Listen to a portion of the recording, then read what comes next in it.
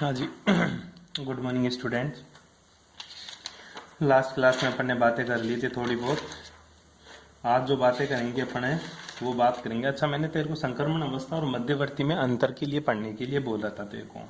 ठीक है भाई, जो संक्रमण अवस्था और मध्यवर्ती होती है तू समझ ले एक बार कि ट्रांजिशन स्टेट और इंटरमीडिएट स्टेट में क्या फर्क होता है। दो चीज होती है बेटा, एक तो होती है तेरी ट्रांजिशन स्टेट, ठीक है, और दूसरी होती है तेरी इंटरमीडिएट स्टेट। ठीक है, जो ट्रांजिशन स्टेट होती है इसको इंग्लिश में बोलते हैं संक्रमण अवस्था। ठीक है, और जो दूसरी होती है तेरी इंटरमीडिएट स्टेट इसको बोलते हैं अपन मध्यवर्ती। दोनों में बेटा जी रात दिन का फर्क होता है, ये ध्यान रखना तू। ठीक है, कैसे, मैं तेरे को एक रिएक्शन करके बताता हूं। रिएक्शन क्या है तेरी, एक छोटी सी रिएक्शन है इस टाइप से। जो रिएक्शन है बेटा, ये रिएक्शन ही तेरे को बताएगी कि इसकी ट्रांजिशन स्टेट क्या है, इसकी इंटरमीडिएट स्टेट क्या होती है। फॉर एग्जांपल, इधर होती है तेरी पोटेंशियल एनर्जी। कौन सी एनर्जी होती है? पोटेंशियल एनर्जी, मतलब स्थितिज ऊर्जा। और इधर होती है तेरी रिएक्शन कोऑर्डिनेट। क्या होती है? Reaction coordinate. ठीक है, पोटेंशियल एनर्जी का मतलब होता है स्थितिज ऊर्जा। क्या रहे? स्थितिज ऊर्जा। ठीक है, और रिएक्शन कोऑर्डिनेट का मतलब होता है अभिक्रिया निर्देशांक। अभिक्रिया निर्देशांक। इस चीज से तेरे को समझ में आ जाएगा कि गुरुजी संक्रमण अवस्था और मध्यवर्ती में क्या फर्क होता है। जैसे मान ले बेटा, शुरू शुरू में तेरे रिएक्टेंट की एनर्जी यहां थी। ठीक है, अब तेरा रिएक्टेंट इस तरह से कहा जाता है गुरुजी, प्रोडक्ट में बदलने के लिए एक पहले जिस स्टेट से होकर गुजरता है, जिस एनर्जी बैरियर से होकर गुजरता है, ठीक है, वो एनर्जी बैरियर ही तेरी कौन सी अवस्था कहलाती है बेटा? Transition state. मतलब इस स्टेट से होकर तेरा रिएक्टेंट, रिएक्टेंट मतलब क्रियाकारक, कौन सा बेटा? क्रियाकारक, किस में चला जाता है गुरुजी? उत्पाद में चला जाता है। कहा चला जाता है बेटा? उत्पाद में। और ये तेरी कौन सी अवस्था कहलाती है? संक्रमण अवस्था। कौन सी अवस्था बेटा? संक्रमण अवस्था। ध्यान से देखना इस चीज को। रिएक्टेंट की ऊर्जा यहां आती है, ऊपर से नीचे से ऊपर जा रहे हैं तो पोटेंशियल एनर्जी मतलब स्थितिज ऊर्जा बढ़ रही है। तो सर पहले रिएक्टेंट की एनर्जी इतनी थी, उसके बाद में ये इतनी ऊपर चला गया, इतनी एनर्जी गेन कर लिया, और उसके बाद में फिर से एनर्जी डिक्रीज हुई, किस में बदल गया? प्रोडक्ट के अंदर चला गया तेरा। ठीक है, जो स्टेट आती है, जो एनर्जी बैरियर आता है, हाई एनर्जी बैरियर, उसी को तू क्या बोलता है बेटा? उसी को तू ट्रांजिशन स्टेट बोलता है। ध्यान रखना, ये जो तेरी लाइन होती है ये रिएक्टेंट की एनर्जी होती है। किसकी रे? रिएक्टेंट की। और ये जो लाइन होगी ये तेरे प्रोडक्ट की एनर्जी होती है। किसकी बेटा? प्रोडक्ट की। और जो रिएक्टेंट और प्रोडक्ट की एनर्जी का बीच का जो अंतर होता है यही तेरा डेल्टा एच होता है। क्या होता है बेटा? Delta H. अगर डेल्टा एच का मान पॉजिटिव है मतलब रिएक्टेंट की एनर्जी कम थी, प्रोडक्ट की एनर्जी ज्यादा है। रिएक्टेंट की एनर्जी तो क्या है बेटा? कम है, और प्रोडक्ट की एनर्जी क्या है? ज्यादा। तो प्रोडक्ट की एनर्जी ज्यादा है, रिएक्टेंट की एनर्जी क्या है? कम है। तो डेल्टा एच का मान क्या आता है बेटा? पॉजिटिव। मतलब इसने एनर्जी गेन कर लिया। क्या कर लिया? इसने एनर्जी गेन कर लिया। और डेल्टा एच का मान पॉजिटिव किसके लिए आता है बेटा? एक्सोथर्मिक के लिए या एंडोथर्मिक के लिए? हमेशा डेल्टा एच का मान पॉजिटिव एक्सोथर्मिक मतलब एंडोथर्मिक मतलब उष्मा शोषी अभिक्रियाओं के लिए यूज होता है। बैठ गई बात समझ में? ध्यान रखना, ये जो रिएक्टेंट होता है यहां से लेकर यहां तक की जो बीच की अवस्था होती है, ट्रांजिशन स्टेट तक की जो एनर्जी होती है, इसको डेल्टा एच बोलते हैं। क्या बोलेंगे इसको? Delta H. और जो डेल्टा एच होती है ये तेरी कौन सी एनर्जी होती है? ये होती है बेटे तेरा संक्रमण एनर्जी। कौन सी एनर्जी? Transition energy. कौन सी एनर्जी होती है बेटा? ये ट्रांजिशन एनर्जी, जिसको एक्टिवेशन एनर्जी भी बोला करते हैं। कौन सी एनर्जी बोलेगा बेटा इसको? Activation energy. बैठ गई बात समझ में? अब देख, ये होती है ट्रांजिशन स्टेट। दूसरा ग्राफ बनाता हूं, जो ये तेरे को ट्रांजिशन स्टेट में ग्राफ बनाना है। ठीक है, दूसरा ग्राफ समझ, एक बड़ा इंटरेस्टिंग ग्राफ बताता हूं दूसरा। ये सर वही पोटेंशियल एनर्जी। ठीक है, और ये कौन सी है मेरी? Reaction coordinate. ठीक है, दो चीज बता दी, एक तो पोटेंशियल एनर्जी, एक क्या है तेरा? Reaction coordinate. ध्यान से देखना बे। ठीक है, सिंपल सी बात। सर ये मेरा रिएक्टेंट था। क्या था? रिएक्टेंट। कहां जा रहा है सर? सबसे पहले गुरुजी ट्रांजिशन स्टेट में जा रहा है। कहाँ जा रहा है बेटा, ट्रांजिशन स्टेट। ये ट्रांजिशन स्टेट आ गई सर। उसके बाद में प्रोडक्ट की तरफ जा रहा था, लेकिन मैंने इसमें कुछ और मिला दिया, तो वापस से सर ये एक बार फिर से ट्रांजिशन स्टेट की तरफ जा रहा है। उसके बाद में गुरुजी ये प्रोडक्ट की तरफ जा रहा है। ये तो मेरा रिएक्टेंट है, ठीक है, ये मेरा प्रोडक्ट है, ठीक है। ये जो स्टेट है ये ट्रांजिशन स्टेट फर्स्ट है, ये ट्रांजिशन स्टेट है सेकंड है सर।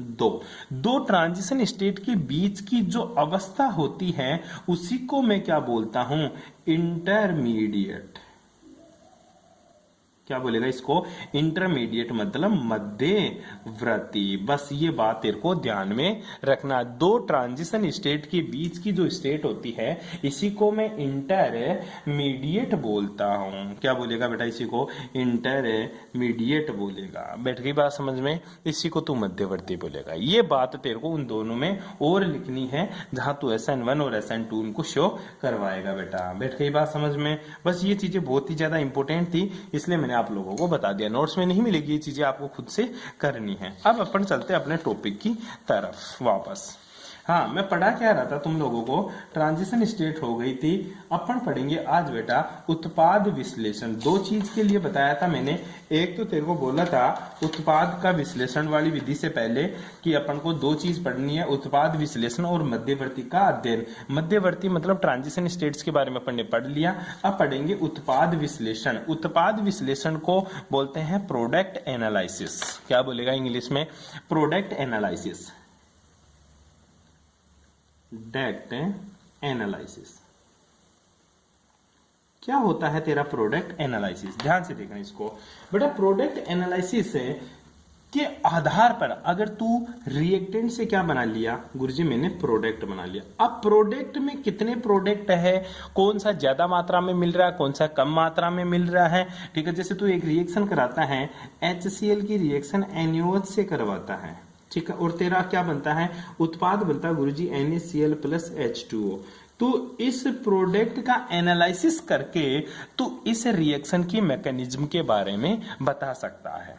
प्रोडक्ट का एनालिसिस करके, प्रोडक्ट का उत्पाद का विश्लेषण करके तो अभिक्रिया की क्रियाविधि निर्धारित कर सकता है कि ये रिएक्शन कैसे हुई होगी या बीच में कौन कौन से मध्यवर्ती या क्या क्या चीजें बनी होगी। ये कब बता सकता है, तू जब प्रोडक्ट का एनालिसिस करेगा। तो ध्यान देना, प्रोडक्ट एनालिसिस के द्वारा, ठीक है, किसका निर्धारण किया जा सकता है, गुरुजी रिएक्शन की मैकेनिज्म का निर्धारण कर सकते हैं। रिएक्शन की क्रियाविधि का निर्धारण किया जा सकता है। और तुझे पता अभिक्रिया की क्रियाविधि 4 विधियों के द्वारा निर्धारित कर सकते हैं अपन।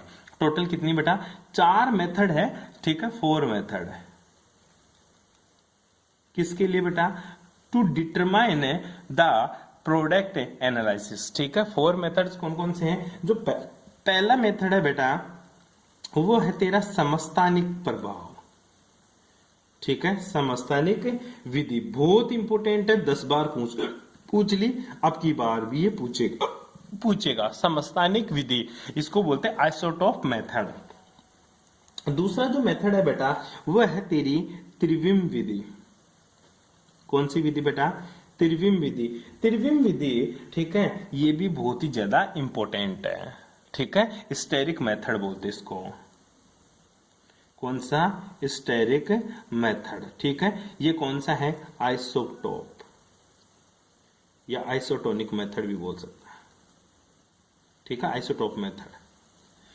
तीसरा जो मेथड है वो है बेटा अणुगति विधि के आधार पर। किसके आधार पर बेटा, अणुगति विधि, ठीक है। कौन सी विधि है बेटा जी, अणुगति। अणुगति विधि जो है तेरी वो थोड़ी सी ध्यान रखना है, इसको इंग्लिश में बोलते हैं अणुगतिक विधि। अणुगतिक विधि को इंग्लिश में बोलते हैं मोलिकुलर काइनेटिक मेथड।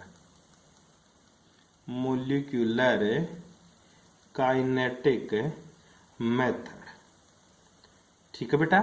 चौथा जो मेथड पढ़ेंगे अपन वो है बेटा मध्यवर्ती के आधार पर। जो पढ़ लिया तूने मध्यवर्ती के आधार पर, इंटरमीडिएट्स के बारे में। और इंटरमीडिएट्स बहुत सारे पढ़े अपने, कार्बिन इंटरमीडिएट, कार्बोकेटाइन, कार्ब एनाइन, ठीक है, बेंजाइन, ये सारे इंटरमीडिएट्स के आधार पर। तो चौथी तो पढ़ना है ही नहीं। पहला जो मेथड है, हेडिंग लगा ले, समस्थानिक विधि। क्या है बेटा, समस्थानिक विधि। ठीक है। समस्थानिक विधि का मतलब क्या होता है, आइसोटोप मेथड का मतलब क्या है, पहले तो ये समझ। गुरुजी आइसोटोप मेथड का सीधा सा मतलब ये होता है कि ये विधि अपन पहली बार तो क्यों पढ़ते हैं, ठीक है, इसके बारे में ध्यान से देखें एक बार। पहली बात तो ये विधि डिपेंड करती है किसके ऊपर, ये गुरुजी आइसोटोप्स के ऊपर डिपेंड करती है। किसके ऊपर बेटा, आइसोटोप मतलब समस्थानिकों के ऊपर डिपेंड करती है। ये विधि, इस विधि के अंदर बॉन्ड का फॉर्मेशन भी होता है और बॉन्ड का डिसोसिएशन एंड बॉन्ड फॉर्मेशन पर डिपेंड करती है। ठीक है, किसके ऊपर डिपेंड करती है बेटा, बॉन्ड डिसोसिएशन और बॉन्ड फॉर्मेशन के ऊपर डिपेंड करती है। जैसे उदाहरण की बात बताऊं मैं, एग्जांपल लू एक छोटा सा, जैसे तेरे पास RC डबल बॉन्ड OH है, इसकी रिएक्शन, ये तेरा एसिड, इसकी रिएक्शन तू किससे करवा दिया गुरुजी, अल्कोहल से करवा दिया। किससे करवा दिया बेटा, अल्कोहल से। तो तेरा जो प्रोडक्ट बनता है वो क्या बनता है, वो बनता है गुरुजी यहां से तो तू H2O निकाल दे, ठीक है। तू बोलेगा गुरुजी मैं तो ऐसा ना करो, मैं तो इस OH को तो पूरा ले लेता हूं और इस H को आधा ले लेता हूं। बैठ गया कंफ्यूजन गुरुजी, दोनों ही पॉसिबिलिटी है, क्योंकि प्रोडक्ट क्या बनना है, प्रोडक्ट तो गुरुजी RC डबल बॉन्ड O, अगर HO यहां से ले लिया तो R बन जाएगा, मतलब एस्टर बनेगा। क्या बनेगा, एस्टर का फॉर्मेशन हो जाएगा, साथ में क्या निकल गया बेटा, H2O निकल गया। अब समझ में ये नहीं आ रहा गुरुजी, कुछ बच्चे इस हाइड्रोजन को और इस OH को ले रहे हैं, कुछ बच्चे इस हाइड्रोजन को और इस OH को ले रहे हैं, ठीक है।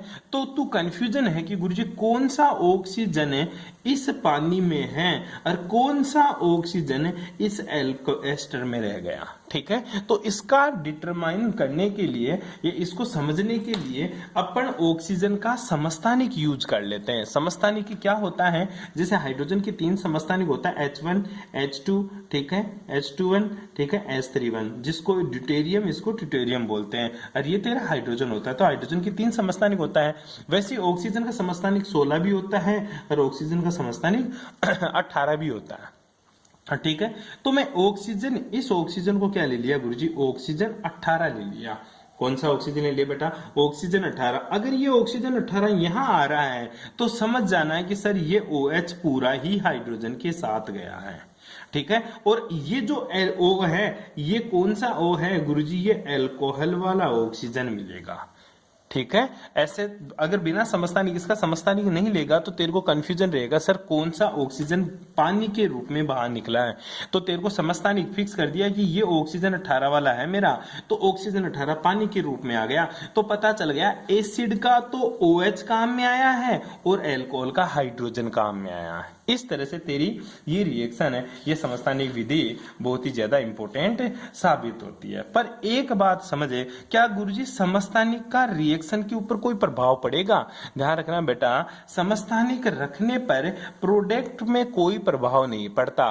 फिर पड़ता कहाँ है, ध्यान रखना, अगर समस्थानिक यूज करेगा, आइसोटोप यूज करेगा, तो रेट ऑफ रिएक्शन क्या हो जाती है, डिक्रीज हो जाती है। क्यों? क्योंकि तू पहले ऑक्सीजन 16 यूज कर रहा था, जिसका मास 16 है वो यूज कर रहा था, लेकिन अब 18 वाला ऑक्सीजन, मतलब जिसका मास 18 है वो ऑक्सीजन यूज कर रहा है, मतलब मास बढ़ रहा है, तो समस्थानिक के अंदर रेट ऑफ रिएक्शन डिक्रीज हो जाती है। क्वेश्चन यही आता है, what is a isotope effect.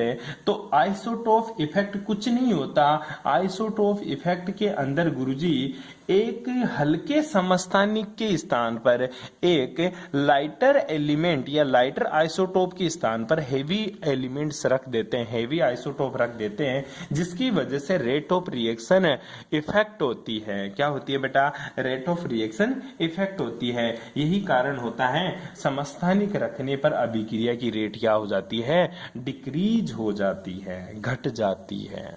बैठ गई बात समझ में। फॉर एग्जाम्पल है, अगर हाइड्रोजन के लिए रेट कांस्टेंट अगर K1 है, तो ड्यूटेरियम जो इसी का समस्थानिक है, हाइड्रोजन तो H11 होता है, ड्यूटेरियम H12 होता है, और इसकी रेट ऑफ रिएक्शन K2 है। तो ध्यान रखना बेटा, K1 हमेशा ही बड़ा होगा किससे, K2 से। रेट कांस्टेंट हमेशा K1 is greater than rate constant of K2 रहेगा।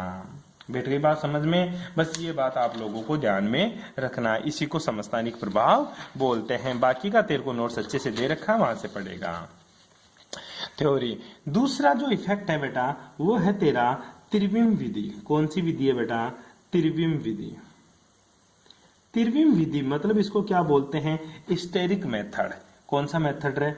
Steric method. याद कर रहे तू, स्टेरिक मेथड का सीधा सा मतलब होता है गुरुजी स्टेरिक हिंड्रेंस। अगर मेरा स्टेरिक हिंड्रेंस प्रेजेंट है, अगर रेट ऑफ रिएक्शन पर या रिएक्टेंट में स्टेरिक हिंड्रेंस प्रेजेंट है, तो वो रिएक्शन हमेशा ही SN2 अभिक्रिया फॉलो करेगी।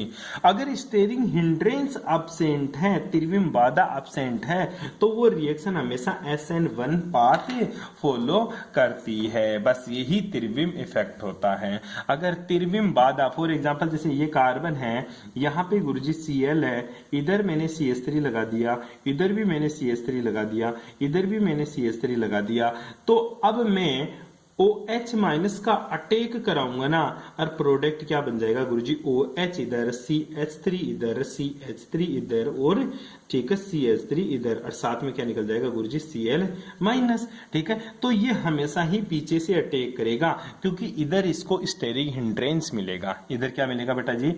स्टेरिक हिंड्रेंस मिलेगा। ठीक है, स्टेरिक हिंड्रेंस मिलने की वजह से ये पीछे से अटैक करता है, और रिएक्शन कौन सी होगी बेटा? SN2। अगर ध्यान रखना, कार्बन है, यही क्लोरीन है, इधर भी हाइड्रोजन है, इधर भी हाइड्रोजन है, इधर भी हाइड्रोजन है। ठीक है, तो गुरुजी ध्यान रखियो, ये OH है ना, इसी तरफ से अटैक करेगा। ठीक है, SN1 अभिक्रिया फॉलो करेगा, और इधर OH जुड़ जाएगा, CH3 CH3 CH3 plus Cl minus. ठीक है, क्यों? क्योंकि यहां पे क्या है बेटा? Absent of steric hindrance. क्या है बेटा? Steric hindrance. ठीक है, ये तेरे को पता होना चाहिए। अगर स्टेरिक हिंड्रेंस प्रेजेंट है तो SN2, अगर स्टेरिक हिंड्रेंस एब्सेंट है तो SN1। क्या पता सर स्टेरिक हिंड्रेंस, मैंने बताया था क्लास के अंदर, ये तेरा CH3 तीन ग्रुप है तो स्टेरिक हिंड्रेंस लगाते हैं। बैठ गई बात समझ में? इसी के साथ दूसरी मेथड है बेटा अणुगुणित विधि। ठीक है, तीसरा मेथड कौन सा है? अणुगुणित विधि, जिसको तू क्या बोल सकता है गुरुजी? अणुगतिक विधि। क्या बोलेगा? अणुगतिक विधि, molecular kinetic method. Molecular kinetic method. ठीक है, मोलिकुलर काइनेटिक मेथड का मतलब होता है तेरी रिएक्शन कितने स्टेप में क्लियर हो रही है। अगर मेरी रिएक्शन स्टेप्स लेती है कितने? 2, तो वो रिएक्शन हमेशा SN1 होती है। अगर कोई रिएक्शन मेरी स्टेप्स लेती है 1, तो वो कौन सी रिएक्शन फॉलो करेगी? SN2, क्योंकि मैंने तेरे को पढ़ाया SN1 रिएक्शन हमेशा 2 स्टेप में कंप्लीट होती है, और SN2 रिएक्शन हमेशा 1 स्टेप में कंप्लीट होता है। इसी को क्या बोलते हैं? Molecular kinetic method. क्या बोलेगा बेटा? Molecular kinetic method. लास्ट जो मेथड है तेरा 4th नंबर का, वो है तेरा मध्यवर्ती मेथड। ठीक है, मध्यवर्ती विधि आपको मैंने करवा दिया। ध्यान रखना, ये विधि मध्यवर्ती, जैसे कार्बोधनाइन कार्बेरिनाइन मीन्स कार्बोकेटाइन और कार्बेनाइन, फ्री रेडिकल, कार्बीन, नाइट्रीन, बेंजाइन के निर्माण के ऊपर डिपेंड करती है। बस यही ध्यान रखना है आप लोगों को। अब यहां से एक छोटा सा क्वेश्चन पूछता है बेटा 2 नंबर में, जो मैं बोल रहा हूं ये चीज इसको क्लियर कर लेना। ठीक है, क्वेश्चन आता है औपचारिक आवेश का। किसका रे? औपचारिक आवेश का। ठीक है, औपचारिक आवेश निकलवाता तेरा। इंग्लिश में इसको क्या बोलते हैं बेटा? Formal charge.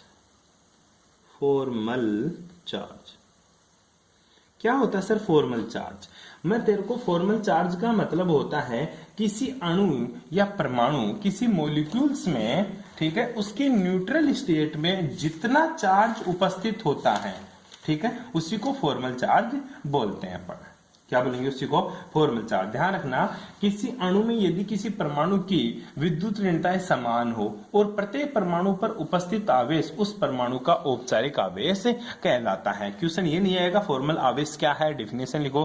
क्वेश्चन ये आएगा कि इस कंपाउंड्स के ऊपर, जैसे मैं तेरे को दे दूं H, जैसे SO4 2- पूछेगा इसमें सल्फर के ऊपर कितना फॉर्मल चार्ज है, ऑक्सीजन के ऊपर कितना फॉर्मल चार्ज है। बैठ गई बात समझ। पूरी कंपाउंड का पूछे तो बोल देगा सर 2 माइनस है। मैं पूछ रहा हूं एक ऑक्सीजन एटम के ऊपर कितना फॉर्मल चार्ज है, ऐसा क्वेश्चन पूछता है वो। ठीक है, तो याद रखना बेटा फॉर्मल चार्ज का जो फॉर्मूला होता है वो याद रखना, परमाणु के संयोजकता कोष में उपस्थित इलेक्ट्रॉन, इंग्लिश में क्या बोलेंगे, वैलेंस सेल इलेक्ट्रॉन से।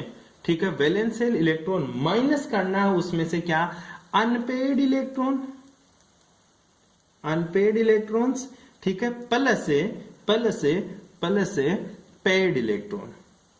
ठीक है, पेड इलेक्ट्रॉन की जगह लिख दे नंबर ऑफ बॉन्ड। क्या लिखेगा, नंबर ऑफ बॉन्ड। हिंदी वाले बच्चे ध्यान से सुने, क्या लिखेगा, संयोजकता कोष के इलेक्ट्रॉन, संयोजकता कोष के इलेक्ट्रॉन, कोष के कुल इलेक्ट्रॉन, कुल इलेक्ट्रॉन्स की संख्या में से क्या घटाना है गुरुजी, माइनस करना है अयुग्मित इलेक्ट्रॉनों की संख्या, अयुग्मित इलेक्ट्रॉन्स की संख्या प्लस ये कोष्टक है यहाँ, प्लस बंधों की संख्या, बंधों की संख्या। ये फॉर्मूला आपको याद रखना है और इसी से आप आंसर निकाल सकते हो फॉर्मल चार्ज। एक छोटा सा एग्जांपल लेता हूं बेटा जी मैं। ठीक है, जैसे सर मेरे पास मैं ले लेता हूं NH4+। क्या ले लिया बेटा, NH4+। मैं सोचता हूं कि सर नाइट्रोजन का फॉर्मल चार्ज कितना होगा, तो सबसे पहले स्ट्रक्चर बना ले। ये ले गुरुजी नाइट्रोजन। अब नाइट्रोजन की स्ट्रक्चर बनानी है तो गुरुजी नाइट्रोजन की स्ट्रक्चर, नाइट्रोजन की बाह्यतम कक्षक में या संयोजकता कोष के इलेक्ट्रॉन कितने होते हैं गुरुजी 5, और जुड़ कितने रहे हैं गुरुजी 4 हाइड्रोजन। कितने जुड़ रहे हैं बेटा, 4 हाइड्रोजन। तो बस यही करना अपन को कि गुरुजी एक हाइड्रोजन ये जुड़ गया, दूसरा हाइड्रोजन ये जुड़ गया, तीसरा हाइड्रोजन ये जुड़ गया, चौथा हाइड्रोजन ये जुड़ गया। ठीक है, अब बस इसके अलावा कुछ और तो हो ही नहीं रहा, तो अपन बात करते हैं सर संयोजकता कोष के इलेक्ट्रॉन कितने, नाइट्रोजन के संयोजकता कोष के इलेक्ट्रॉन 5। नंबर ऑफ अयुग्मित इलेक्ट्रॉन की संख्या, कोई अयुग्मित इलेक्ट्रॉन नहीं है तो 0। ठीक है, प्लस बॉन्ड कितने बनाए गुरुजी 4। कितने बॉन्ड बना लिए बेटा 4, और घटा दे कितना आंसर आ जाएगा, 5 - 4 बराबर +1। तो फॉर्मल चार्ज कितना, +1, और वो देख भी लिए ऊपर कितना है, +1। बैठ गई बात समझे। इसी प्रकार में तेरे से पूछो कि मेरे पास है SO4, क्या है बेटा, SO4 2-। क्या है, SO4 2-। तो सर SO4 2- के ऊपर चार्ज कितना है, पहले स्ट्रक्चर आनी चाहिए। ये तो सल्फर, ये ले गुरुजी एक ऑक्सीजन माइनस, दूसरा ऑक्सीजन माइनस, क्योंकि नेगेटिव चार्ज किसके ऊपर होगा, जिसकी इलेक्ट्रॉनिक ज्यादा होगी। और ये लो गुरुजी इसके ऊपर ये गया अपने दोनों इलेक्ट्रॉन, और ये दोनों इलेक्ट्रॉन इसको दे दिया। ठीक है, तो सल्फर के ऊपर, किसके ऊपर बेटा, सल्फर पर फॉर्मल चार्ज निकाल। ठीक है, सल्फर पर फॉर्मल चार्ज, तो सल्फर के बाह्यतम कक्षक में इलेक्ट्रॉन कितने होते हैं, अर्थात संयोजकता कोष में इलेक्ट्रॉन सल्फर के कितने होते हैं बेटा, 6 होते हैं। कितने होते हैं, 6, क्योंकि ऑक्सीजन के नीचे आता है। तो 6 में से घटा दे कितना, bond pair electron, bond pair electron कितना गुरुजी 0। ठीक है, प्लस है नंबर ऑफ बॉन्ड, बंदों की संख्या, 1 बंद, 2 बंद, 3 बंद और 4 बंद, 4 ये ले। ठीक है, कर दे टोटल कितना हो जाएगा, 6 - 4 बराबर 2। तो सल्फर के ऊपर फॉर्मल चार्ज कितना है बेटा, +2। अब मैं पूछना चाहता हूं ऑक्सीजन के ऊपर, ऑक्सीजन के ऊपर फॉर्मल चार्ज कितना होगा सर।